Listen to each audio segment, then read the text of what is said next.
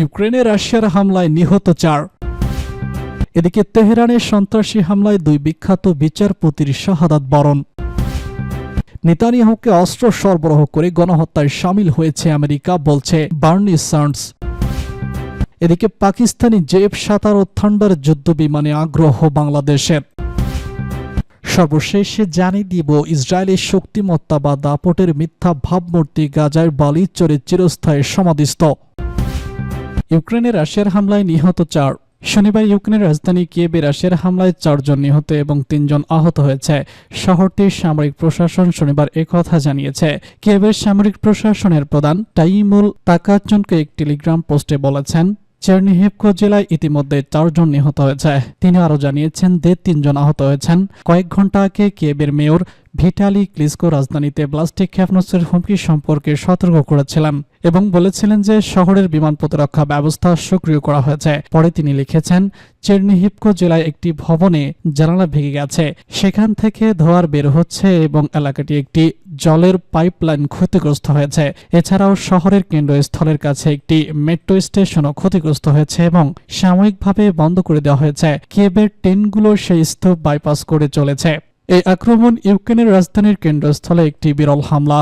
এমন সময়ে এই হামলা চালানো হয়েছে যখন কিয়েভ সাম্প্রতিক মাসগুলোতে রাশিয়ান জ্বালানি এবং বেসামরিক স্থাপনগুলোতে তার বিমান হামলা বাড়িয়েছে।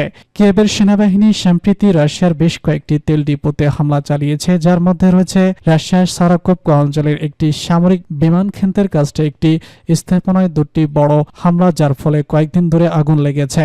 স্থানীয় গভর্নর ইভান রেদকভ এর মতে শনিবারও রাশিয়ান বাহিনী জাপোরিজিয়ার কেন্দ্র আক্রমণ করে, সেখানে 2 জন আহত হয়। তিনি বলেছেন, এতে শিল্প স্থাপনার একটি প্রশাসনিক ভবন আংশিকভাবে ক্ষতিগ্রস্ত হয়েছে।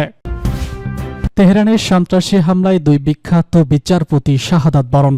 তেহরানের প্রাণকেন্দ্রে সুপ্রিম কোর্ট ভবনে 2 জন বিখ্যাত সিনিয়র বিচারপতি আজ দুপুরের আগে একটি সন্ত্রাসীর গুলিবর্ষণে শহীদ হয়েছেন। ইসলামী ইরানের বিচার বিভাগের এক বিবৃতিতে বলা হয়েছে, সুপ্রিম কোর্টের 39 নম্বর শাখার প্রধান বিচারপতি আলী রাজিনি ও 53 নম্বর শাখার প্রধান বিচারপতি মোহাম্মদ মোকিসে এই ঘটনায় শহীদ হন। হ্যান্ডগানধারী এক ব্যক্তি এই 2 বিচারপতির কক্ষে প্রবেশের করে তাদেরকে শহীদ করে বিবৃতিতে জানানো হয়েছে। তাদের একজন দেহরক্ষী এই হামলায় আহত হন। হামলাকারী হামলার পরই দৌড়ে পালিয়ে যাওয়ার সময় আত্মহত্যা করে এবং এই মুহূর্তে এই হামলার উদ্দেশ্য সম্পর্কে কথা বলা সম্ভব হয়নি বলে বিচার বিভাগের মুখপাত্র আসহার জাহাঙ্গীর জানান।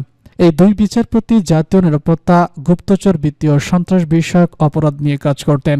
শহীদ রাজেনি ও মকি সহ উজ্জ্বল অবদানের কারণে শত্রুদের চক্ষুশূল হয়ে উঠেছিল বলে জাহাঙ্গীর উল্লেখ করেছেন। গত 1 বছরে ইরানের বিচার বিভাগ গুপ্তচর ও মুনাফিক চক্র শনাক্তকরণে ব্যাপক পদক্ষেপ নেওয়ার শত্রুরা বেশ অসন্তুষ্ট ও ক্ষুব্ধ হয়ে উঠেছে বলে তিনি বক্তব্যে বলেন। ইসলামী ইরানে মুজাহিদিনে খালক বা MQ নামের এক গোষ্ঠী মুনাফিক নামে উল্লেখিত হয় ব্যাপক মাত্রায়। এই গ্রুপ গুপ্ত হত্যা ও সন্ত্রাসী বোমা হামলায় এক দীর্ঘ ইতিহাস বা কলঙ্কিত রেকর্ডের অধিকারী। আজকের এই সন্ত্রাসী তৎপরতায় জড়িত ব্যক্তিদের শনাক্ত করার বিষয়ে কাজ চালানোর কথা জানান জাহাঙ্গীর। বলেছেন, খুব শীঘ্রই এর ফলাফল জানানো সম্ভব হবে বলে আমরা আশা প্রকাশ করছি। প্রাথমিক তদন্তের ফলাফল অনুযায়ী হামলাকারী ব্যক্তি এর আগে সুপ্রিম কোর্টের কোনো মামলার সঙ্গে সম্পর্কিত ছিলেন না। গত 1 বছরে ইরানের বিচার বিভাগ ইহুদিবাদী ইসরায়েল, মার্কিন সরকার ও সন্ত্রাসী গ্রুপগুলোর সঙ্গে জড়িত অনুচর, গুপ্তচর ও সম্পর্কিত ব্যক্তিদের শনাক্তকরণ, গ্রেপ্তার ও বিচারের অনেক পদক্ষেপ নিয়েছে। 71 বছর বয়স্ক বিচারপতি রাজিনি ইরানের বিচার বিভাগের বেশ কয়েকজন গুরুত্বপূর্ণ পদে ছিলেন এবং 1998 সালে তিনি এক সন্ত্রাসী হামলার টার্গেট হয়েছিলেন। আততায়ীরা তার গাড়িতে একটি চুনকো বোমা পেতে রেখেছিল। নেতানিয়াহুকে অস্ত্র সরবরাহ করে গণহত্যায় শামিল হয়েছে আমেরিকা, বলছে বার্নি স্যান্ডার্স। মার্কিন সিনেটর বার্নি স্যান্ডার্স জোর দিয়ে বলেছেন, নেতানিয়াহুকে অস্ত্র সরবরাহ করে মার্কিন যুক্তরাষ্ট্র গাজায় গণহত্যা অপরাধ শরিক হয়েছে। তিনি আরও বলেছেন, দুঃখজনক বিষয় হলো এমন যে চুক্তিতে তারা সই করেছেন তাকে নেতানিয়াহু এবং তার চরমপন্থী মন্ত্রিসভায় গত মে মাসে প্রত্যাখ্যান করেছিল।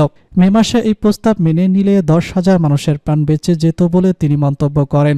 বার্নি চ্যান্ডার্স বলেছেন, গত মে মাসে প্রস্তাবটি উপস্থাপনের পর থেকে 10,000-এর বেশি মানুষ নিহত হয়েছে এবং গাজায় বন্দী বেসামরিক নাগরিকদের দুর্ভোগ আরও তীব্রতর হয়েছে। আমেরিকার এই সিনেটের এর আগেও গাজায় যুদ্ধবিরতি এবং বন্দী বিনিময় চুক্তিকে স্বাগত জানিয়েছে, বলেন এই চুক্তিটি স্থায়ী রূপ নিতে হবে এবং উভয় পক্ষের যুদ্ধ অপরাধীদের জবাবদিহি করতে হবে। বুধবার গাজায় যুদ্ধবিরতি চুক্তি সইয়ের ঘোষণা প্রকাশের পর এক বিবৃতিতে হান্না বলেছেন, উভয় পক্ষেই চুক্তির প্রতি সম্মান দেখাতে হবে এবং যত তাড়াতাড়ি সম্ভব এটি বাস্তবায়ন করতে হবে। বিনা কারণে চলমান হত্যাকাণ্ড বন্ধ করতে হবে, বন্দীদের মুক্তি দিতে হবে। গত বুধবার হামাস এবং ইহুদিবাদী ইসরায়েলের মধ্যে যুদ্ধবিরতি চুক্তি হয়। আগামীকাল ও রোববার থেকে এই চুক্তি বাস্তবায়নের কথা রয়েছে। চুক্তি অনুযায়ী প্রথম ধাপে ইসরায়েলের 33 জন বন্দীকে মুক্তি দিবে, অন্যদিকে প্রথম ধাপে ইসরায়েলের কারাগারে 8 সহস্রাধিক ফিলিস্তিনিকে মুক্তি দেওয়া হতে পারে। পাকিস্তানি JF-17 থান্ডার যুদ্ধ বিমানে আগ্রহ বাংলাদেশের। এবার অন্তর্বর্তী সরকার ক্ষমতা গ্রহণের পর থেকেই পাকিস্তানের সঙ্গে সম্পর্কের উন্নতি হচ্ছে বাংলাদেশের। বাণিজ্যিক সম্পর্কের পর এবার দুদেশের মধ্যে সামরিক অংশীদারিত্ব বাড়ছে। গত বুধবার পাকিস্তানের সামরিক নেতৃত্বের সঙ্গে বৈঠক করতে রাওয়ালপিন্ডিতে পাকিস্তান সেনাবাহিনীর জেনারেল সদর দপ্তরে পরিদর্শন করেছেন বাংলাদেশ সেনাবাহিনীর প্রতিনিধি দল। আর সেই সফরে পাকিস্তানের JF-17 থান্ডার যুদ্ধবিমান নিয়ে নিজেদের আগ্রহ দেখিয়েছে বাংলাদেশের সামরিক কর্মকর্তারা। দ্য এক্সপ্রেস B21-এর এক প্রতিবেদনে বলা হয়েছে, বাংলাদেশ থেকে একটি উচ্চ পর্যায়ের প্রতিরক্ষা প্রতিনিধি দল বুধবার পাকিস্তান সফর করেন এবং পাকিস্তান সফর ফোর্স প্রধান এয়ার চিফ মার্শাল জাহির আহমেদ রোববার সিঁদুর সাথে দেখা করেন। পাকিস্তানের রাষ্ট্রীয় সংবাদ মাধ্যমটি আরও জানায়, বাংলাদেশের সশস্ত্র বাহিনী বিভাগের principal staff officer lieutenant general FM Kamrul হাসানের নেতৃত্বে প্রতিনিধি দল পাকিস্তানের উন্নত সামরিক সরঞ্জাম বিশেষ করে JF-17 থান্ডার যুদ্ধবিমানের প্রতি গভীর আগ্রহ প্রকাশ করেন। ইন্টার সার্ভিস পাবলিক রিলেশন অনুসারে বৈঠকটি ইসলামাবাদের বিমান সদর দপ্তরে অনুষ্ঠিত হয়েছিল, যেখানে উভয় পক্ষ সামরিক সম্পর্ক জোরদার করা এবং তাদের বিমান বাহিনীর মধ্যে সহযোগিতা বাড়ানোর উপায় নিয়ে আলোচনা করেছেন। এয়ার চিফ মার্শাল জাহির আহমেদ যৌথ প্রশিক্ষণ কর্মসূচি এবং সহযোগিতামূলক সুযোগ সম্প্রসারণের উপর দৃষ্টি নিবদ্ধ করে বাংলাদেশের সাথে সামরিক অংশীদারিত্ব আরও গভীর করার জন্য পাকিস্তানের প্রতিশ্রুতিপূর্ণ ব্যক্ত করেন। লেফটেন্যান্ট জেনারেল হাসান পাকিস্তান বিমান বাহিনীর অত্যাধুনিক উদ্যোগ, এর অত্যাধুনিক প্রযুক্তি এবং স্থায়ীভাবে উন্নত প্রযুক্তিগত কাঠামোর প্রশংসা করেন।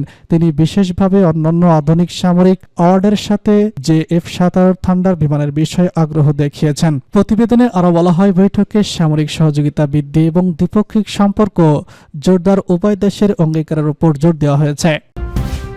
ইসরায়েলের শক্তিমত্তা বা দাপটের মিথ্যা ভাবমূর্তি গাজায় বালুচরে চিরস্থায়ী সমাধিস্থ। সামাজিক যোগাযোগ মাধ্যম এক্স তথা সামাজিক টুইটে ইরানি ব্যবহারকারী বা ইউজাররা গাজার যুদ্ধবিরতি নিয়ে নানা মন্তব্য করেন। গাজার যুদ্ধবিরতির সমালোচনায় হামাস ও ইসরায়েলের মধ্যে মধ্যস্থতাকারী কাতার গত 15 জানুয়ারি বুধবার যুদ্ধবিরতির বিষয়ে একটি সমঝোতা বা চুক্তিতে উপনীত হওয়ার কথা জানিয়েছে।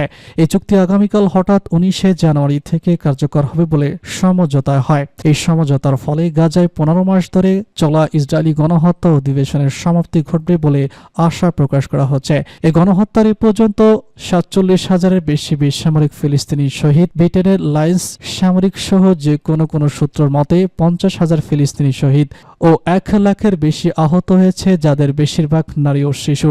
এই সংবাদ প্রকাশের পর বিশ্বের বিভিন্ন দেশের জনগণের মধ্যে আনন্দ খুশি জোয়ার। এখানে সামাজিক যোগাযোগ